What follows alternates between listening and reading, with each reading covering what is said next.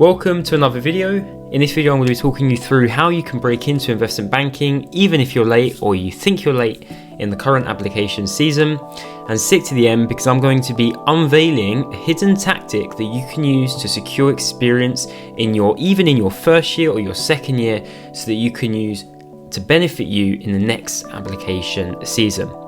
And my first point is linked to that. It's the fact that you're not in just one application season.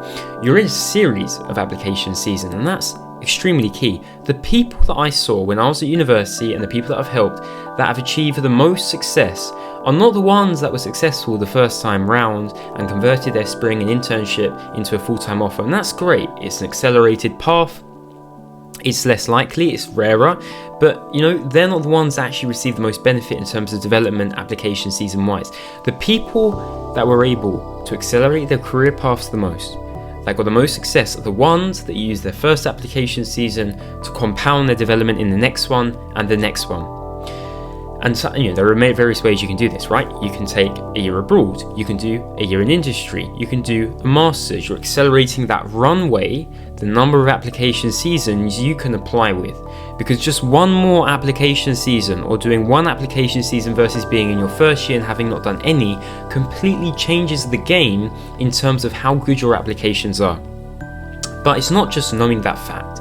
It's actually using this application season, documenting things very well, almost treating it like some forensic investigation, so you're keeping all the evidence, so that when you come next year, you have an array of resources, of weapons that you can use to completely differentiate yourself and apply on the dot when these applications open.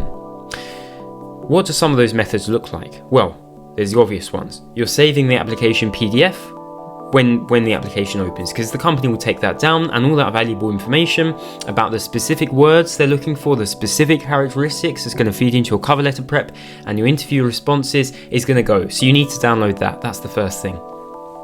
Then you need to make sure that you're saving your cover letters, your interview preparation in a carefully organized and filed system. I like Notion. There are various other systems you can use, but all of that is going to help you build upon what is already a strong foundation in your next application season. Then we take it a step further.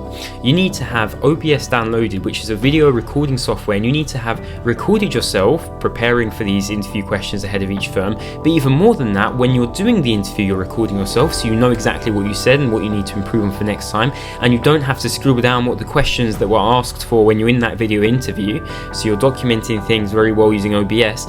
Even when you're in the tests, now I don't advocate for cheating in tests, but what I do advocate for is recording yourself when you're doing the test using OBS, so that you can go back and see which questions caught you out. And as well as that, you now have that recording as a valuable resource for the next application season. OBS is a real pillar of this kind of forensic investigation of doing your application season and preparing for the next one using it. Another thing is you should have an application tracker. For every firm you're applying to, you're obviously documenting when it opened, when you applied, what was required, what type of tests was there, what were the questions asked in the first interview, in the phone interview, in the video interview, in further interviews, and then now until the next application season, you're in your finance societies, you're talking with people that have applied, especially those that were successful with a particular application or got even to the second stage of a particular application. You're asking them shortly after they've done that, shortly after application season is finished, because that way it's still fresh in their memory, what questions came up, and you're adding that to your database of questions. And that question bank, it will change slightly year on year, but it will compound, it will grow, and you're keeping on track of that, you're keeping a pulse on it. So that kind of applications tracker also becomes an in-depth kind of company tracker. What questions are coming up? What do I need to prepare for? And that's the second thing, is that not just is this application season preparing for the next one, but by the time you get to the next one, you're ready to launch your applications immediately. When they send you the psychometric test link, you're ready to go for it immediately. When they send you the high view, the video interview, they ask you to schedule your interview, you're able to do it immediately because you have all the fixed costs, all the preparation you need already completed, because you know what's coming. And that is what's going to differentiate you. That is going to mean success is very much in your corner. You're going to maximize your chances. So that's the whole concept of using this application season to propel you in the next one, and also specific actionable steps to make sure you're maximizing the opportunity of this time round, so you develop much faster in the next one. And success will come in that way. The second thing is networking. And this is just one component of making sure that you're ready for the next application season, but it's something that I think many people miss out from what I've seen. When an application opens and you apply, and then you have to write the cover letter, and the first kind of time this kind of question of why firm comes up in that cover letter, or maybe in the pre-application questions, people scramble. They don't know what they're going to put for why firm, so maybe they ask ChatGPT, maybe they look online, they find a few research points, usually they're quite generic, maybe they're lucky they have a few previous experiences, but they don't have that gold card of having spoken to someone. So what do? They start messaging people on LinkedIn, they're waiting for their replies, some don't reply for weeks, some reply a week later, they're trying to schedule a call, then they do the call, and now 2 weeks have passed and it's too late to apply, really, because it's going to be much more difficult to stand up against all the other people, the hundreds and hundreds and thousands of people that have already applied. So what you need to do with networking is from the end of this application season, before the next one, you're already building that log of people you're networking with, and you're speaking to them, and you're gaining you valuable information about that company, about what resonates with you, you're getting advice from them, and all of a sudden you can prepare your cover letter, you can prepare the why firm well before the next application season even opens. And so all you're doing is you're rereading it once it opens, you're refining it a little bit, and you're submitting. Now, if you don't know how to network, mention that in the comments, and I'm happy to go through a more detailed strategy of how you actually go about finding people you can speak to, which level, what type of questions you should ask. It's something I also go through in the High View Mastery course. If you're interested, it's going to be in the description. I'm now going to talk about the thing that I mentioned at the beginning, how to get unique experience outside of the traditional applications and almost through a third door, the back door kind of method. I've seen a few people use this and have been extremely successful with it. The first one is going online and finding which startups, which companies have recently raised Series A or Series B funding. Okay, maybe tech startups, maybe sustainability linked startups, companies that are innovative that need funding to grow.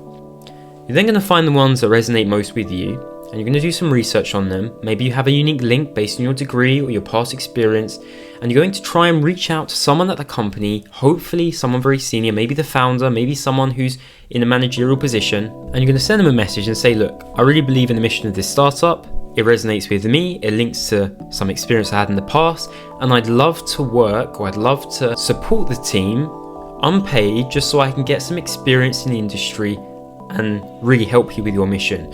You're framing this as volunteering your efforts to that startup. Now, what's usually the case when a company is growing and just raised Series A and B, it usually has a lot of cash, it needs to grow extremely fast, it's under a lot of pressure to do so, and they usually have a talent problem. They don't have enough talent, they don't have enough people in the firm as they're trying to hire. And so you come in and you try to solve a problem that they're already experiencing. And maybe you say, just for 2 weeks, just for a month, however long they want. The best thing though, before you do that, is you just get on a call with the founder or someone, especially if it's a smaller startup, or someone that's senior, and then you weave that question into your conversation. And that's a great way of getting that experience. And then what do you do from there? Well, you work really hard. Maybe it's a part-time experience. You can balance it with your studies or the end of your degree. You work very hard, you make a good impression. And then what I've seen that lead to in the past is, say that company is supported by a venture capital firm or some kind of investment fund that have invested in that Series A and B, you all of a sudden have a link into those firms, and maybe you can get an experience of one of those firms. Maybe you can talk to the investor in charge, ask questions about what they saw with the company, what visions they had with the company. So that's one method.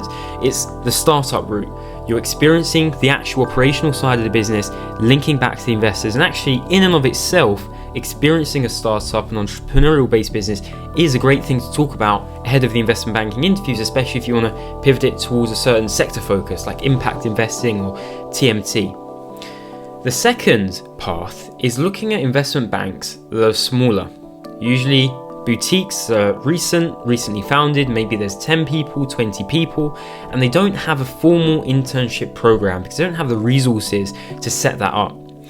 You start to reach out to people, usually want to go for slightly more senior people, and eventually, or maybe first off if you're feeling confident, reaching out to MDs and just finding out more about them, about their company, and then eventually asking, would they be willing for you to come and support the team for 2 weeks, get the experience, and in return obviously offering your hard work and experiencing in that way. And it could be 2 weeks, 4 weeks is probably a good amount, because it's not as long as the internship, it's not as fully committed as that, but it's also not too short that you don't have as much varied experiences. And that is valuable, not just to put on your CV and apply and use in the next investment banking experience, but actually to see if you like the work.